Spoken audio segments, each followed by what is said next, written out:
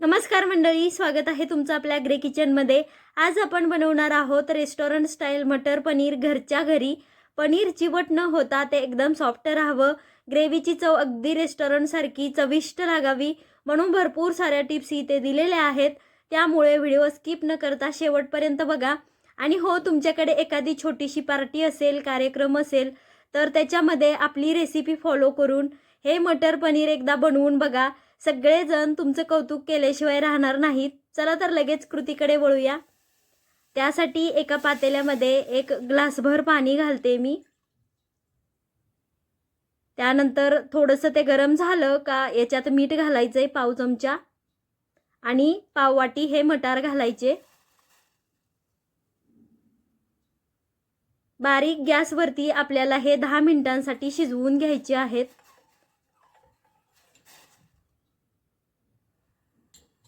हे पातेलं मी दुसरीकडे ठेवते आणि याच्यावरती कढई ठेवून आपण पनीर तळून घेऊया।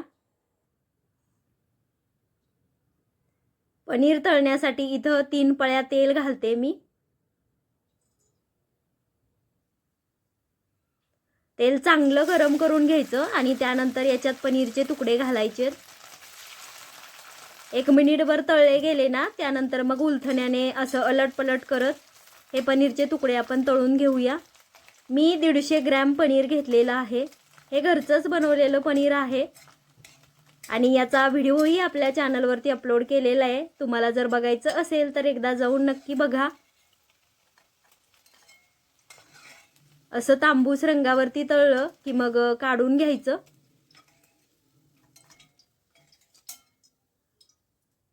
उरलेलं पनीर मी अशाच प्रकारे तळून घेते।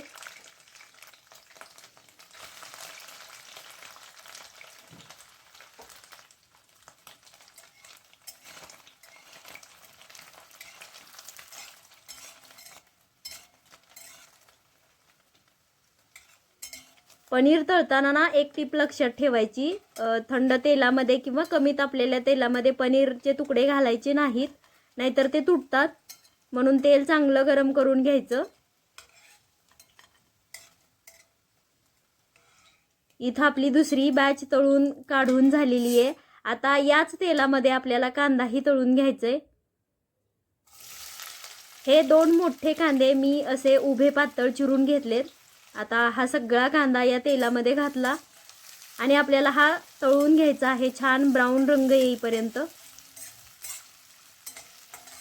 अशा प्रकारे कांदा आपण तळून कधी घेत नाही, नेहमी तेलावरती तो भाजून घेतो। त्यामुळे एकदा असा ब्राऊन रंग येईपर्यंत कांदा तळून मग त्याची ग्रेव्ही बनवून बघा, खूप जबरदस्त लागते। अगदी रेस्टॉरंटमध्ये मिळते ना, तीच चव येते आपल्या ग्रेव्हीला।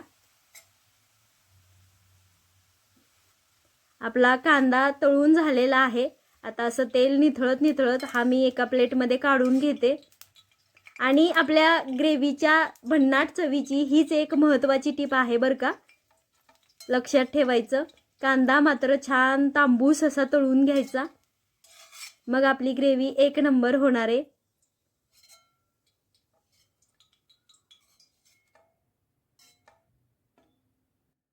कांदा तळून झाल्यानंतर आपल्याला टोमॅटो परतून घ्यायचंय तेलामध्ये। त्याच्यासाठी मी कढईतलं तेल कमी केलं, 1 छोटा चमचा इतकंच तेल कढईमध्ये ठेवले। त्यानंतर हे 3 टोमॅटो मी चिरून घेतलेले होते ते याच्यामध्ये घातले। 6 ते 7 भिजवलेले काजूही घातलेले आहेत।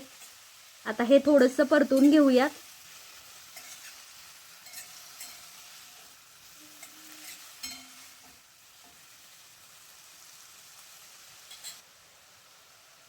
याच्यात पाव चमचा मीठ घालते मी। त्यानंतर थोडंसं परतून झाकण ठेवायचे आणि टोमॅटो मऊ होईपर्यंत आपल्याला हे शिजवून घ्यायचे। बऱ्याच जणांना टोमॅटोची ग्रेव्ही आवडत नाही, पण रेस्टॉरंटमध्ये किंवा हॉटेलमध्ये आपण ज्या भाज्या खातो ना, त्याच्यामध्ये टोमॅटो भरपूर प्रमाणामध्ये वापरलेले असतात। जर हे हायब्रिड टोमॅटो वापरले ना तर ग्रेव्ही आंबट होत नाही। ज्यांना कोणाला वाटतं की ग्रेव्ही आंबट होते त्यांनी देशी टोमॅटो वापरू नका, किंवा जरी हायब्रिड टोमॅटो वापरले ना तरी पण मग त्याच्यातल्या बिया काढून टाकायच्या, म्हणजे ग्रेव्ही जास्त आंबट होत नाही।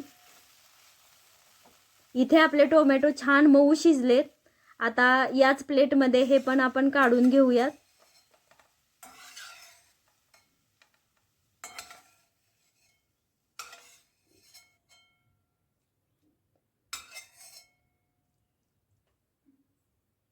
आपला कांदा टोमॅटो सगळं थंड झालेलं आहे. एका मिक्सरच्या भांड्यामध्ये हे मी घालते आणि हे छान बारीक पेस्ट होईपर्यंत आपल्याला वाटून घ्यायचे.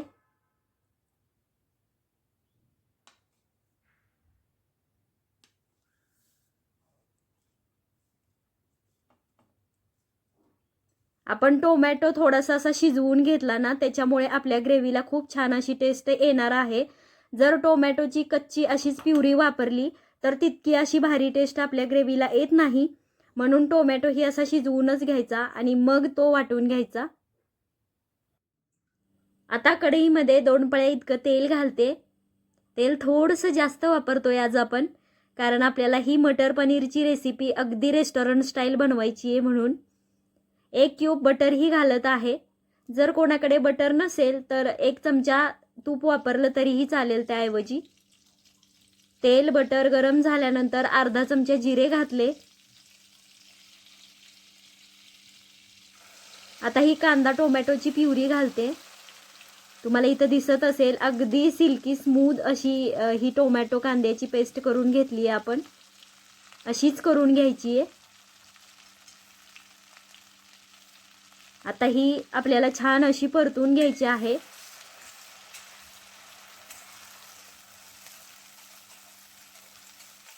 बऱ्याच वेळा आपण बाहेर जेवायला जातो आणि तिथे खाल्लेल्या भाज्यांची चव आपल्या घरच्या भाजीला का येत नाही असा प्रश्न मात्र आपल्याला घरी आल्यावर पडतो. तर कसं असतं, रेस्टॉरंट हॉटेलमध्ये ना मोठ्या प्रमाणामध्ये तेल बटर मसाले याचा वापर केला जातो. शिवाय चव वाढवण्यासाठी अजिनोमोटो म्हणजेच टेस्टिंग पावडर ही वापरतात. त्यामुळे त्या भाज्यांना जी एक विशिष्ट चव असते ना, ती आपल्या घरच्या भाज्यांना येत नाही. तर असो, आता आपण याच्यात 1.5 चमचा तिखट, पाव चमचा हळद आणि 1 चमचा पनीर मसाला घातलाय. अजून एकदा हे छान असं परतून घ्यायचे आणि याच्यावरती आपल्याला झाकण ठेवायचे.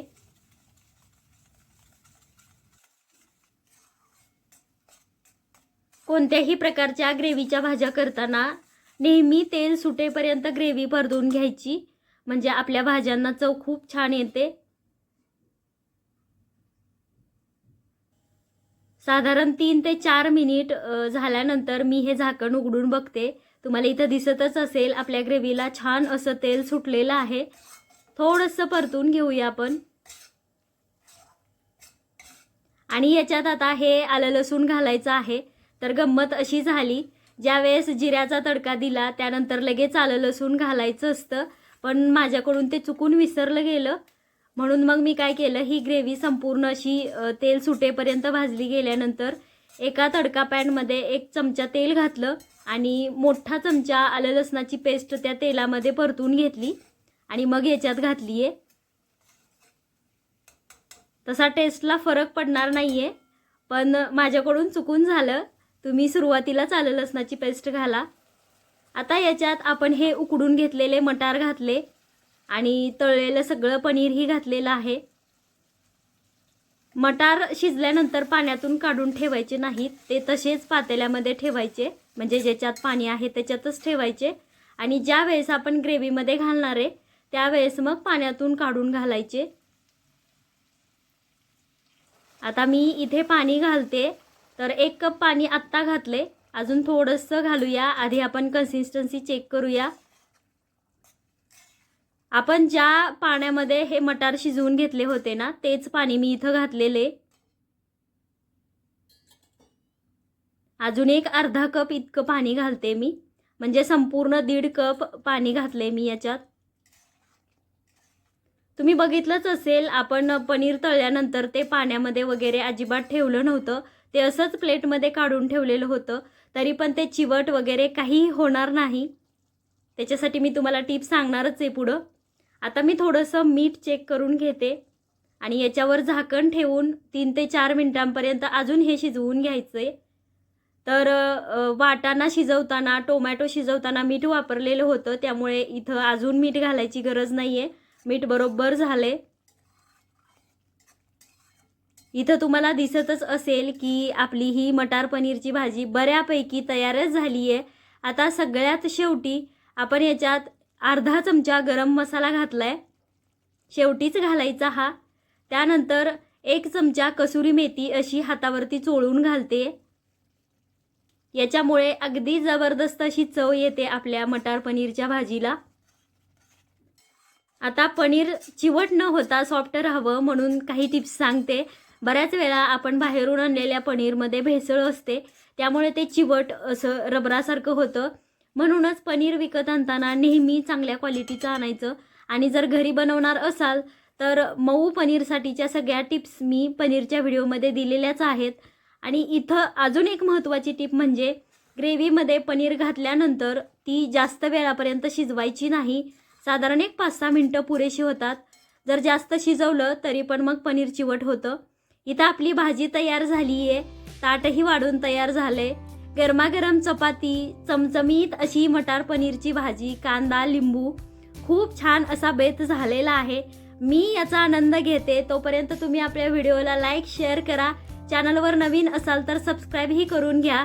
भेटू एका नवीन व्हिडिओसोबत, तोपर्यंत धन्यवाद।